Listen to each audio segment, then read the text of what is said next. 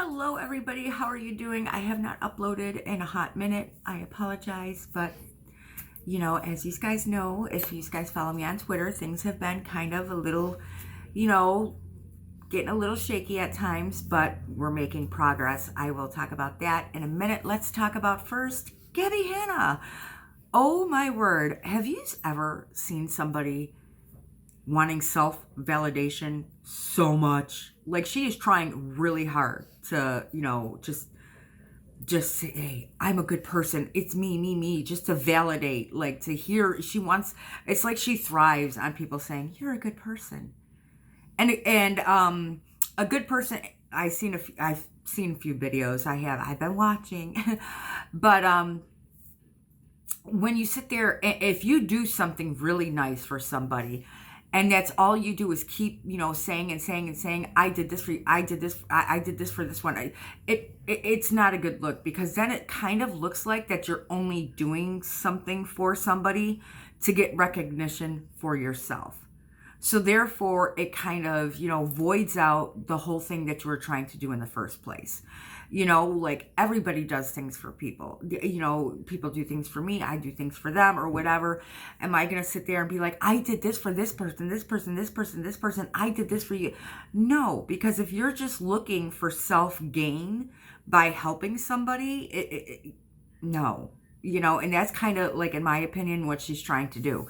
She wants recognition for doing something for somebody, but then don't do something for somebody if it comes at a cost. And that's the way that I look at it. If she does something for you, it's coming at a cost. So it's not really, it's kind of like, I'm doing something for you, but trying to benefit myself even more. If that makes sense. I hope you understand what I'm trying to say, but that's what it is to me. If you have to overreach, and you have to keep, overreaching, saying, I want you to say I'm a good person. It's almost like she's demanding people say, I'm a good person. And if you think otherwise, she's going to send you a whole bunch of shit that is just like, what? And what she's doing with Jessie is disgusting. I personally find it extremely disgusting. First of all, I'm very creeped out. I am extremely creeped out that she had all that information and text messages and emails saved for this long. I do not have messages that go that far back. I just don't. And whether you save them to your cloud or whatever you do, it's just, what are you hanging on to that for? And that's the question that I just asking. Like, what was your purpose for keeping that? Like, were you looking to use it against her at a future date, which kind of is like what she's trying to do right now, like use it against her.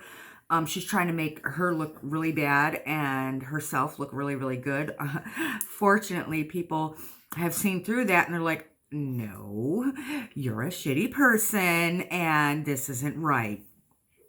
And I seen Dustin's video and oh my God, girl, how much shit she sent him. And I'm like, why? I don't understand it. And I hope Jessie can get, move on, and hopefully, Gabbie stops the nonsense. And I, to be honest, I really feel sad that, that Jessie, in effect, I'm looking at it, Jessie's having to think about these memories that she shouldn't have to be thinking about, and this situation is bringing those things kind of to a head, and it's not fair to her. I think that's really shitty that Gabbie is putting her in a position to have to look at those memories, to think about what happened. And I really think that makes Gabbie an extremely shitty person. So Gabbie needs to grow up and she needs to stop trying to, just try to desperately say I'm good, say I'm good, say I'm good. It's like she needs too much self-validation. If you struggle that hard for self-validation, you need to look inside yourself and become a better person, because you shouldn't have to try that hard. And again, if you do something for somebody and you're going to constantly let the world know that you did it, then there was no point in doing it in the first place, because you just did it for yourself. You didn't do it for them. You did it for yourself. And that's what makes it even shittier. You know, I hope these guys know what I'm trying to say, and I'm sure you guys do, but you know, oh, I did this for you. I did this for you. Guess what I did for her? It's like, oh shit, I'm never gonna ask her to do this anything for me again, because that's what you're gonna get. That's the way that I would look at it. So nobody ask Gabbie for anything, because you will suffer the consequences, and she will try to glorify herself by doing you a favor. That's exactly what she does. She tries to glorify herself. So that's my thoughts on that. And I really feel very, very sorry for Jessie, and the fact that she has to go through this, the fact that she has to remember things. Well, obviously but just that it's at a head and it's out there and it's being talked about. It's like, she just doesn't need this. And nobody needs this in their life. She already lived through a horrible experience, and she doesn't need constant reminders. And now this whole, it's just...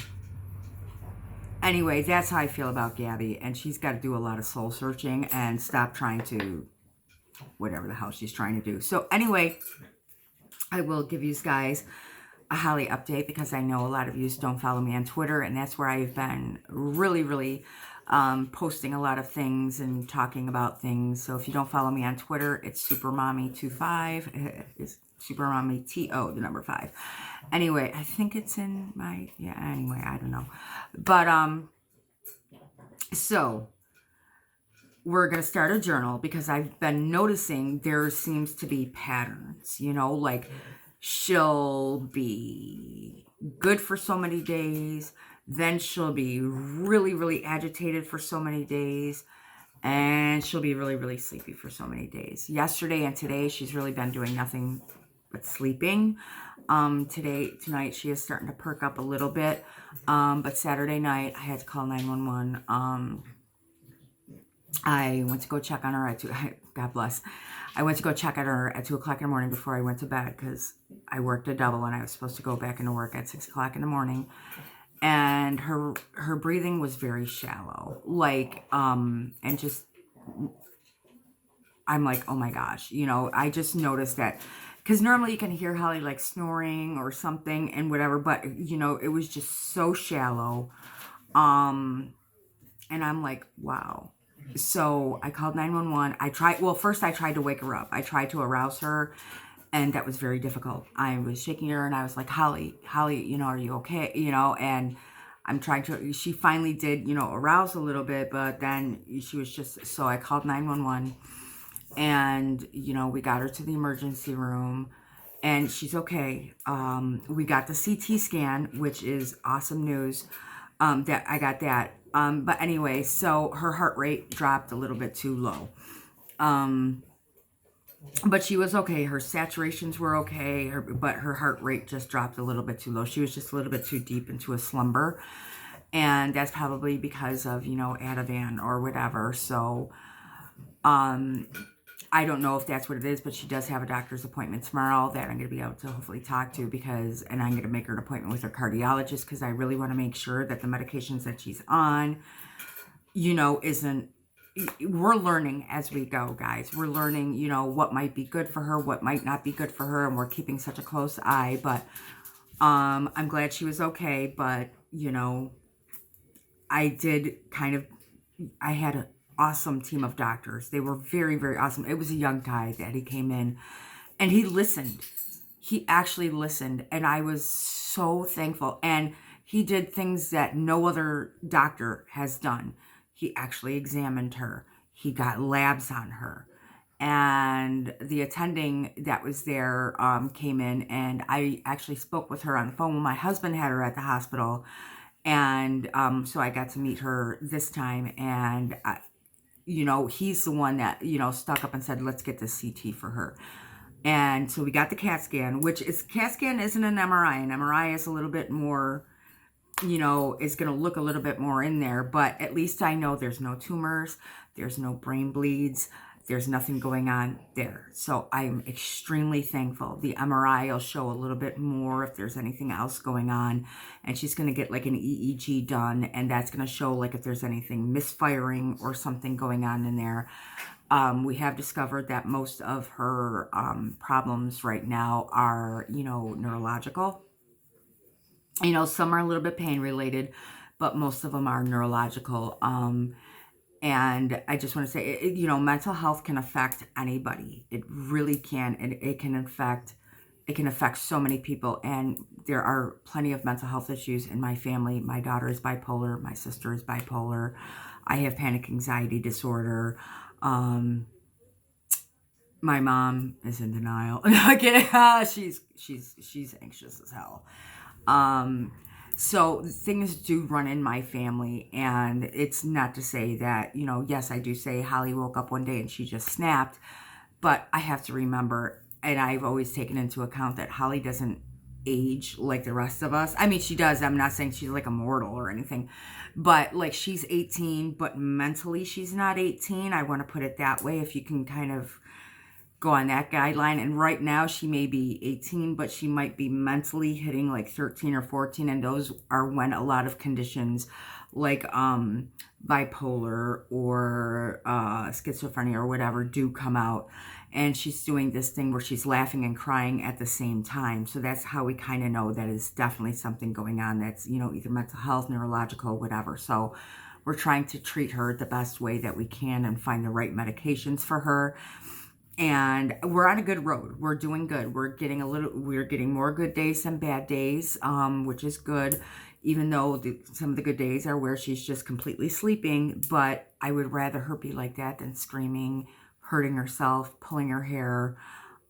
So I'm thankful that we're getting a little bit more good days and things are starting to look up. We do have the MRI. We call it Strong Memorial.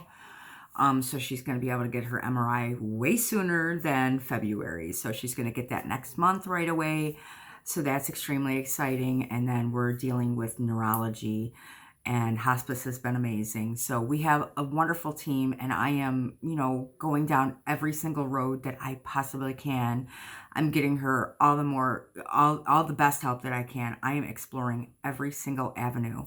And I swear we're going to, if it kills me, I will get her to where she is okay and not having to, be frustrated, aggravated, angry, upset.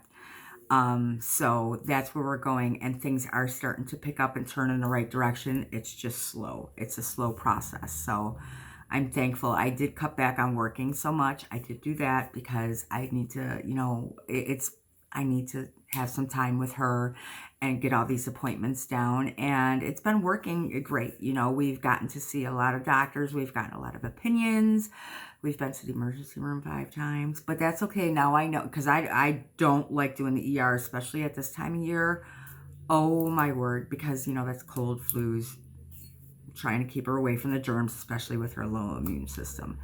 So anyway, we are getting her more good days than bad days, and we are on a very good path. And I'm glad that I did cut back a little bit on work just to, get her back to being okay. And we're just about there. So I'm thankful, and I'm keeping my fingers crossed, and, we're praying that everything is, just going to continue to go right for her and just have the right treatment. So, thank you guys, really from the bottom of my heart, for caring, for, mentioning her, for just being there and so much support. It means so much. You have no idea. All of you that DM me and everything, all the comments, it's wonderful. And I thank you all for being a part of this journey. And I hope someday I can help somebody and let somebody know you're not alone.